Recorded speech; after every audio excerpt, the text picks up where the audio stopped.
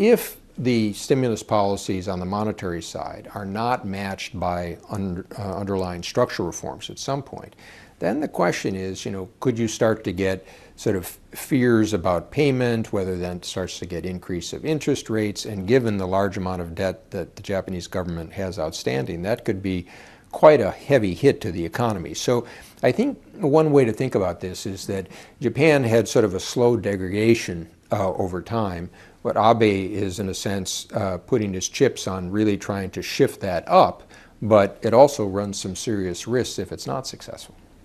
So what are the structural reforms that you suggest Japan put in place? Will the Prime Minister's current plans, his third arrow to be unveiled later this week, will that be enough?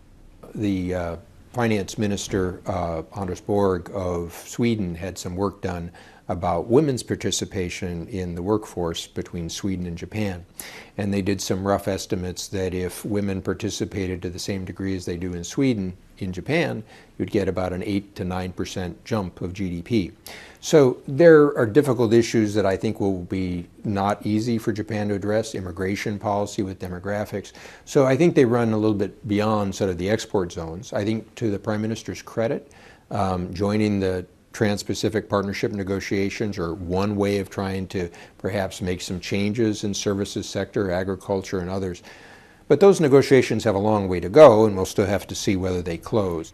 Joining the TPP will surely mean that Japan will have to open up its agriculture and other sectors that have been long protected, so potentially not quite a good move for the economy.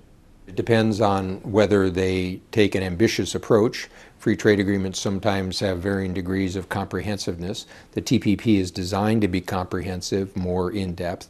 But then the parties also have to conclude the TPP, and so far you have a lot of talk about this trade agreement or a transatlantic trade agreement, but I'm afraid they're still a distance away from trying to close on the tough decisions they need to make.